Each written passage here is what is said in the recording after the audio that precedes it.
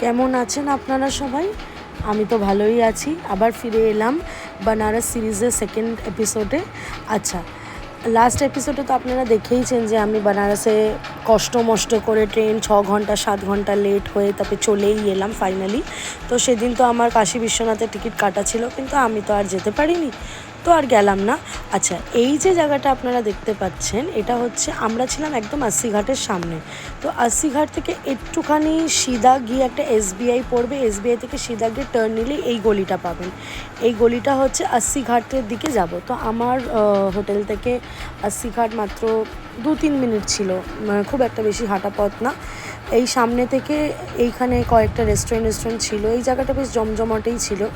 একটুখানি আগে গিয়ে লেফট টার্ন নিলেই আশি ঘাট পড়বে। আশি ঘাটের সামনে আপনারা অনেক বড় বড় হোটেল পাবেন। এখানে হোটেল একটা গার্ডেন বলেছিল, সামনে একটা হোটেল টেম্পল বলেছিল। তো ভালো হোটেলগুলো, বেশ ভালোই রেঞ্জও। আমি বলবো যত সামনের দিকে নেবেন তত বেশি। আচ্ছা, এই জায়গাটা দেখুন কি সুন্দর না?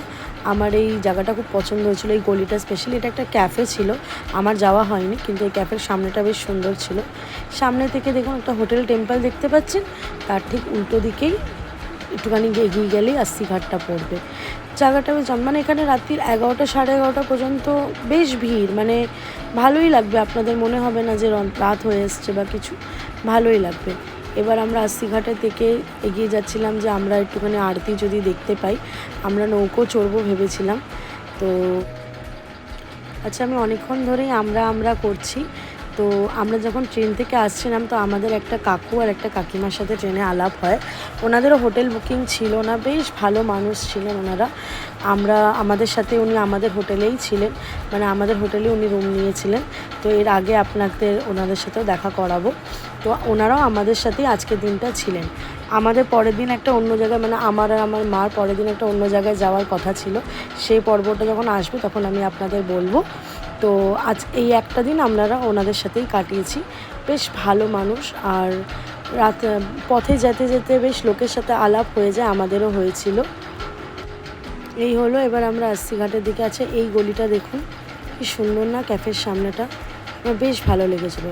আচ্ছা, এবার আমরা নৌকোতে অপেক্ষা করছি। আমরা গিয়েই আগে নৌকো নিয়ে নিয়েছি যে এবার সমস্ত ঘাটগুলো নৌকোতে ঘুরে ঘুরে দেখব। তো এই নৌকো ছাড়ার অপেক্ষা করছি যে নৌকোটা এবার ছাড়ুক। এখন 7টা 7:30 বাজছিল, এই নৌকো ছেড়ে দিয়েছে। দেখুন কি সুন্দর লাগছে না? স্বপ্ন ছিল জানেন তো এখানে এসে এটা চোখে দেখবো। মাঝে মাঝে মনে হয় যে মাই আইজ আর ট্রুলি ব্লেসড।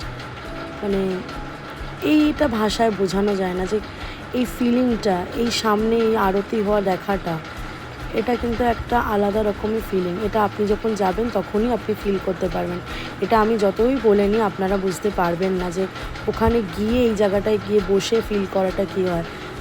আচ্ছা দেখুন, এই যে কাকুটা আর ওই পাশে যে কাকিমাটা, এরা দুজনে, এদের সাথেই আমাদের আলাপ হয়েছিল।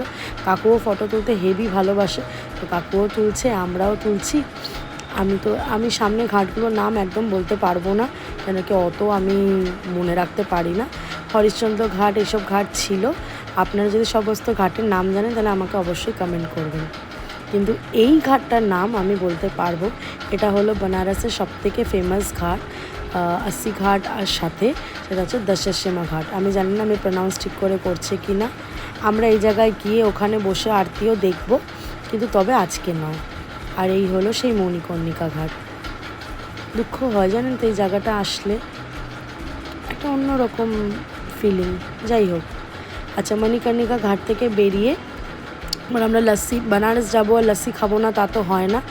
এই আঙ্কেলটা লস্যি বানাচ্ছিল, আর এই যে আমার মা, ওই কাকিমা আর ওই কাকু সবাই মিলে ওয়েট করছে লস্যিটা কখন দেবে। লস্যিটা যখন বানাচ্ছে আমি তো ভাবছি কতক্ষণে ওটাকে তুলে আমি খাবো।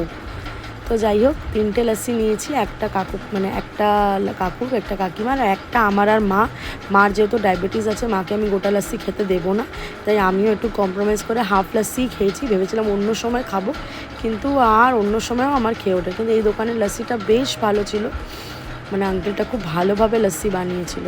দেখেছেন কি টেস্টি লাগছে না লস্যিটা দেখতে?